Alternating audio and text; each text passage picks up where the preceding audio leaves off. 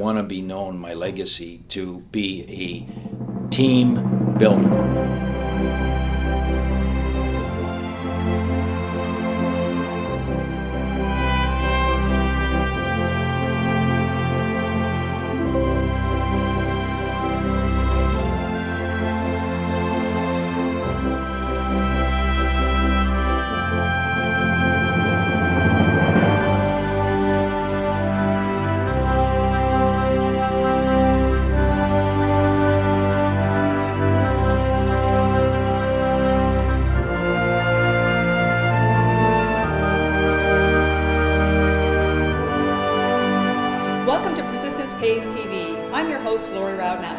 On today's show, you're going to learn a lot about persistence, and I've got Ron Foxcroft here, and he's going to tell us about some of his business ventures and how persistence really did pay off for him. Ron is the founder of the Fox 40 Whistle, which we're going to talk about how that started, and Ron was also a referee, one of the first and last Canadian referee in the NCAA, so it's pretty exciting, the story that started how you developed this whistle and why. So we're going to get to that. And also, you are the CEO of Fluke Transport. And I think that your story is really incredible, and I really want to thank you for taking the time out of your busy schedule to be here with us It's today. a pleasure. It's a pleasure. So where do you want to start? Oh, you know what? You said something there about refereeing, and refereeing is my love. And I guess we should start, and not too many people know this, but I bought Fluke Transport when I didn't have any money, and they had about 3 trucks, and could not afford to take a salary out of Fluke Transport for a couple of years. And so while we were building Fluke Transport, I refereed basketball. And after I had done the Olympics, and after the Olympics, fortunately, I signed a contract to referee in NCAA Division I, which is North Carolina and Duke and UCLA and so on and so on, and which is a dream, And a typical day would be get to Fluke at 4 o'clock in the morning, work till 3 in the afternoon, rush to Buffalo Airport, work a game in Madison Square Garden Monday night, fly back on the 5 a.m. flight, do the same thing on Tuesday, fly to Philly the next day, and so on and so on. A typical weekend would be referee in North Carolina, go over to Minnesota, go to California, and fly back home to be at work at 4 o'clock in the morning on Monday morning. Wow, what a schedule. Yeah, that was for 25 years. And, allowed me to get Fluke off the ground because I didn't have to take a salary out of Fluke. And I was sort of a micromanager then, which was very hard because half the time you're on an airplane without any cell phones or emails or anything like that. And so being a micromanager, later on I had to learn how to not micromanage, and which was a real simple lesson in business. Hire people smarter than you and let smart people be smart people. Right. But anyway, Fluke was going, and it was great, and loving it, and it was a passion. But I always refereed. And going back into the Olympics, I got to referee as a Canadian the Olympic gold medal basketball game. Now, how did you get to that point? You must have reffed a lot of games to get to that Olympic game. Reffed a lot of games. Went to referee school, passed, did my first game, got paid 75 cents right here in Hamilton at the CYO. And a guy came up to me and paid me my 75 cents and said, "We want change because you're rotten. You'll never make it." That was, I guess that's perseverance. Because I said, I'm going to prove him wrong. He's a nice man, but I got to prove him wrong. And I worked the next 8 or 9 years doing about 21 games a week, every night, after work, before work, Saturday, Sunday, CYO, Church League, and just said, I'm going to be good. And the one thing about being good is also being able to sacrifice, and basically sacrificed everything to get good. Well, doing all those games, you must not have had much time for spare time. There was work, and that was it. Yeah. And so anyway, 30 years old, got a letter saying you're going to the Olympics. Went to the Olympics, and they said, you're Canadian, Canadians can't play it. You're too young. You'll get one game. And ended up doing 11 games, wow, including the gold medal game. And that's when my life changed. I got into the gold medal game at the Montreal Forum, and 18,000 fans, largest crowd ever to see a basketball game in Canada at the time. And I blew my whistle on a play under the basket, and my whistle with the little P got stuck. And that's when the idea happened. But life kind of went fast forward, because I signed that night to referee in the NCAA, which was now another dream. But everywhere I went in the NCAA, in a big stadium, I'd blow this whistle with the P and it would get stuck. And then finally in Brazil at the Pre-Olympics, I blew my whistle in front of 20,000 fans in Brazil when Brazil was playing, and I missed a call on Brazil. And right then and there, in the middle of all this melee, I said, if I live, I'm going back to Canada and design a Pealess Whistle. And little did I know what was involved, particularly not having any money. I can imagine fear would step in to even when you went to blow the whistle. Oh. Your mind must just be racing of what if that happens again? I look back, fear is a great motivator in business. Fear of failure, fear of not being able to cover a payroll, fear. I look back and say, you know, if I had a lot of money, and I didn't have any money, well, I was spending 3.5 years with an engineer to design this whistle.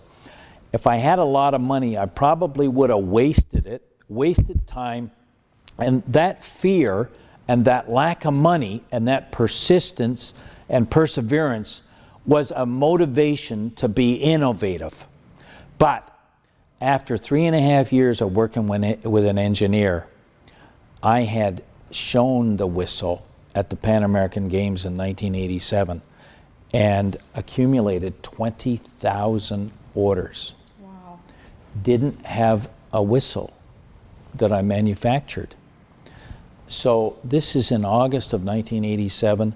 Finally, I'm trying to make this whistle, and you know, looking back, people come to me now, I get about 80 letters a month that say, I've got this great invention, I got this great idea, and I got a patent, where do I go? And I think, you know, looking back, you're 5% there. The great idea, the great patent, you got to figure out how to make it, how to automate it, how to advertise, how to market, how to merchandise and promote.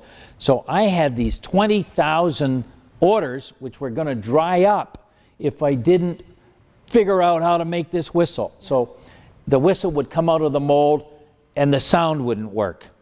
I'd fix the sound, or smart people would help me fix the sound, smarter than me. Then the plastic would come out with sinkholes in the plastic. And that's where, I guess at the point, I gave up. And my friend from Dofasco, Ross Craig, said to me, you're my friend and I don't hang around quitters. Wow. And I decided not to quit. Most people want everything right now. And Yeah. 3.5 years probably seemed like an eternity. I had accumulated $150,000 debt, and I had 2 prototype whistles, which was $75,000 a whistle. And I wanted to quit. But Ross said, I don't hang around quitters.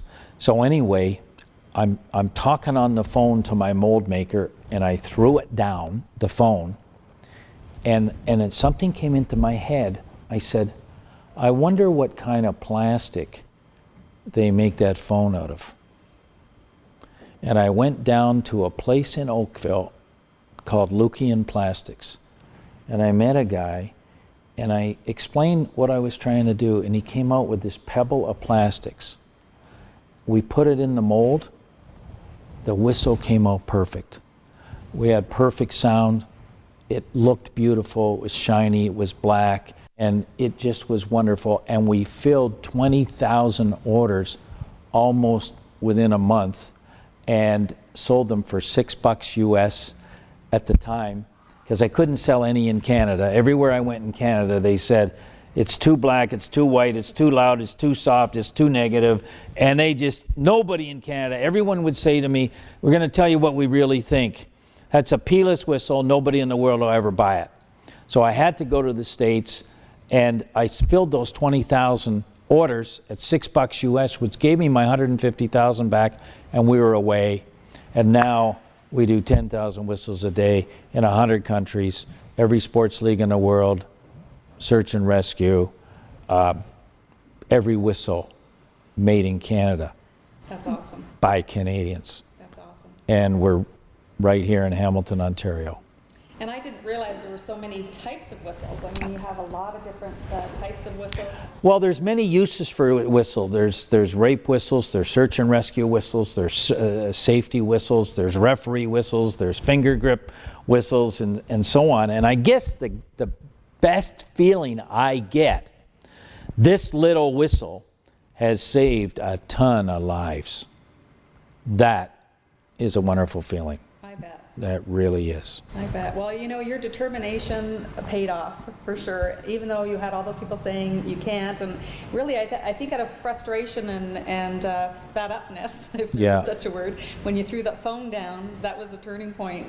That clicked an idea and said, wait a minute, let's get around this and figure out how to get it done. That was, and it was the simplest of little things. And the guy at Lukian Plastics, he had the answer, and I had flown in engineers and scientists and experts in plastic from all over the place to try and help me with this. And there it was, the simple thing in Oakville, and we did it, and we're here today. And it's really a passion. It's just a wonderful thing to go in there and be a part of this situation, knowing how it started. Yeah.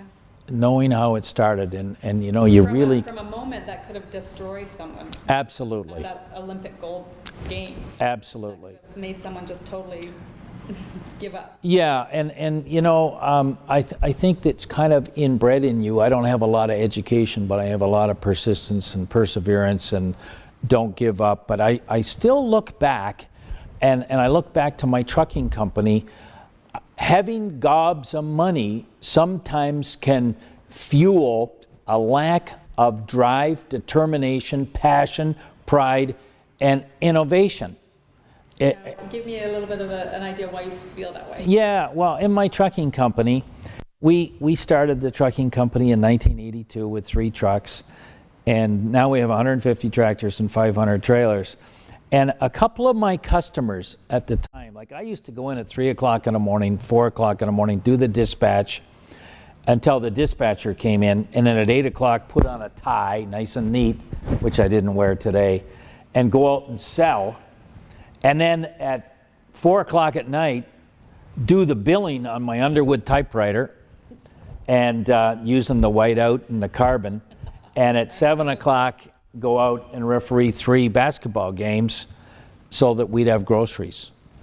And, you know, it proved a lot. It proved that you had to have that work ethic, pride, and passion. So my customers came to me and said, you know, you work 7 days a week, you answer your own phone. There was no voicemails then, no emails. You answer your own phone, and that's what I've learned. Some of my biggest orders have come when I picked up my own phone line at 7 a.m. or 10 after 6 on a Friday night of a long weekend. And I've done that several times and got some pretty big orders, some of which have stuck with us today. So my customers at Fluke said, if you would sacrifice that much for us in trucking, would you do the same thing in warehousing? Because some people that have trucking have a need for warehousing. And I said, absolutely. And I went out and found a building. It was a big building in Hamilton, 250,000 square feet. And I rented a little corner of it, 46,628 feet, and started doing warehousing as a vertically integrated business to trucking.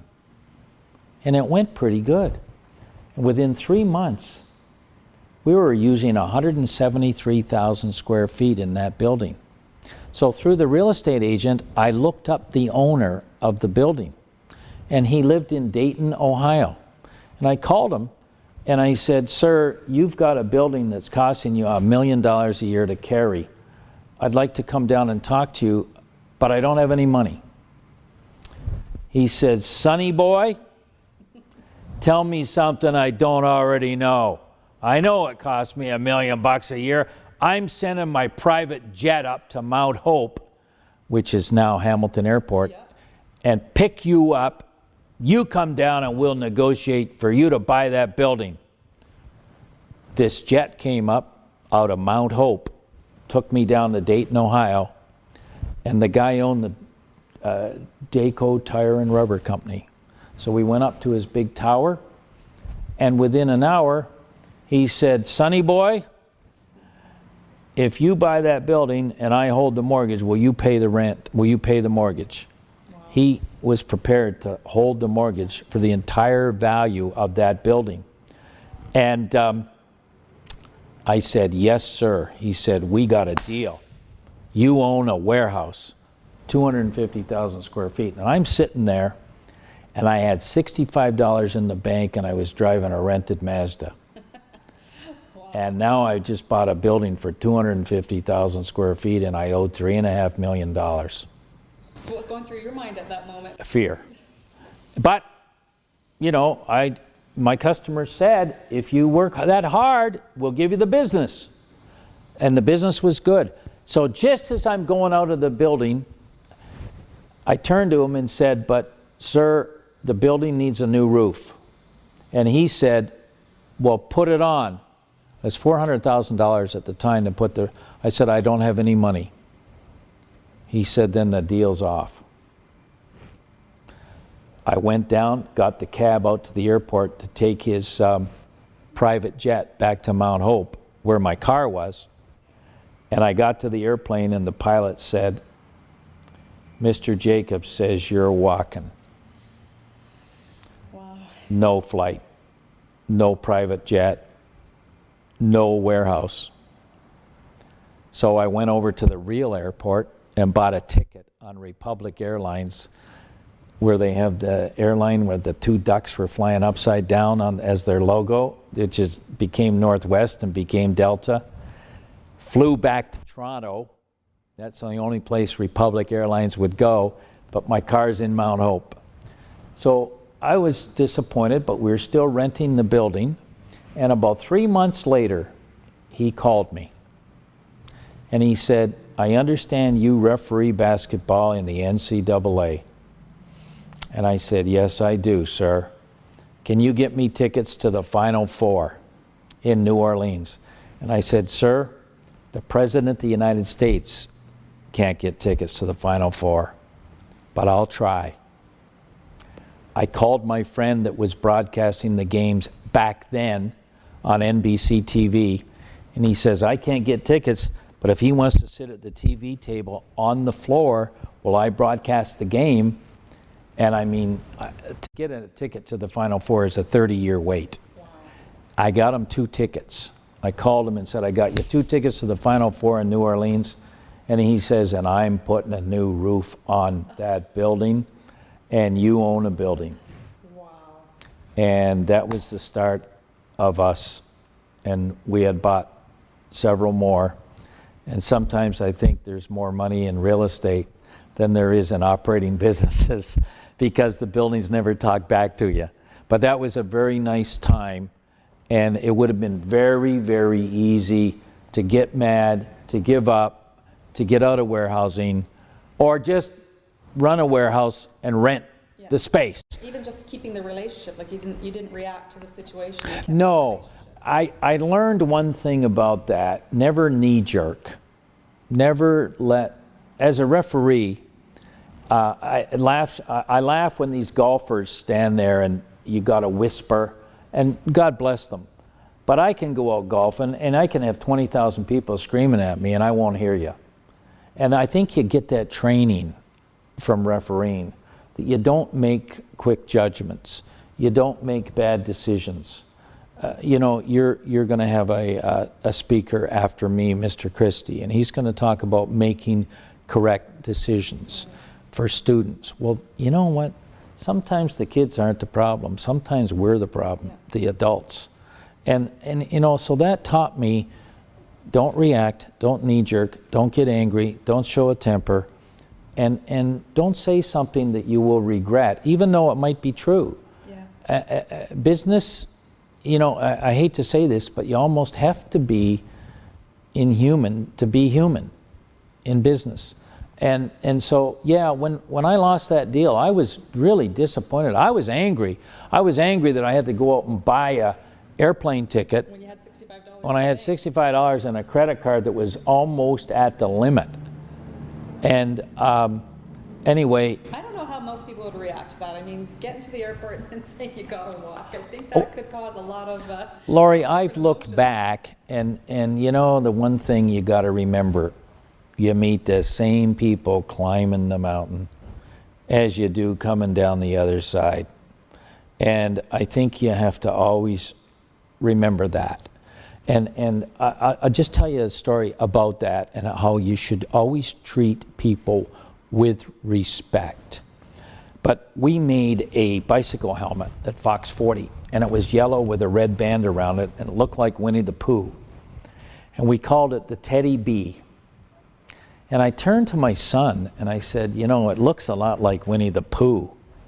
He said, no, it doesn't. It's Teddy B. Well, sure enough, we started selling this bicycle helmet, and I got a letter from the Disney Corporation saying, cease, desist, you're selling Winnie the Pooh, and we're suing you, and we're going to take your trucking company, and we're going to take your house, your wife, your dog. If you have a cat, we're taking it. So I got this letter, and they had a lawyer represent them from Toronto. So I decided to call them and go and see him. And I went down there, and he said, sir, I represent the Disney Corporation. I'm going to sue you for everything. The shoes on your feet, you're going to walk out of here with no shoes.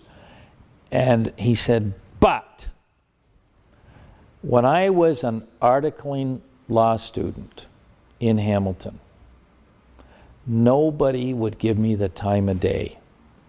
And I went to a dinner, the Gallery of Distinction, as a student lawyer.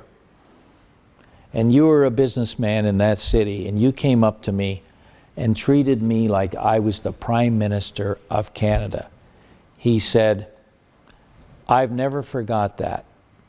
So, I'll tell you what, we're going to settle this thing. You destroy all those Winnie the Pooh helmets that you call Teddy B. You destroy them, and we'll pretend this thing never happened. And it went away. Yeah. You know what? It's always about how you make people feel. Yeah, yeah. And so I've always thought that treat the people the same way going up the mountain when you reach the top of the mountain and when you're going down the other side. Treat people with respect and kindness. My mom and dad taught me that. And that's a good thing in business. And that's why still today I do everything non-traditional. A handshake goes a long way. And the deal on a napkin. Still believe in that. Got hurt a few times, made a few bad calls, but all in all, that's still a good way to do business. Well, you've given us some excellent advice and tips that I think can be used forever for everyone. And I think just how you carry yourself in your business and how you've had respect for people has brought you a lot of success. And I know I had to put it on paper because you've been given many awards for your success. Burlington Entrepreneur Hall of Fame, among Profit Magazine's top 10 entrepreneurs. You've been inducted into the Canadian Basketball Hall of Fame and the Hamilton Sports Hall of Fame, and probably many more awards been bestowed because of your success and really how you make people feel and treat people. So thank you so much for coming in and sharing your story. Thank you. It really is a story of persistence, and we're really happy to have you here. Thank you. It's my pleasure. Thanks for having me. Thank you. So there you have it. That is persistence at its core. So thanks for joining us today, and we'll see you next time.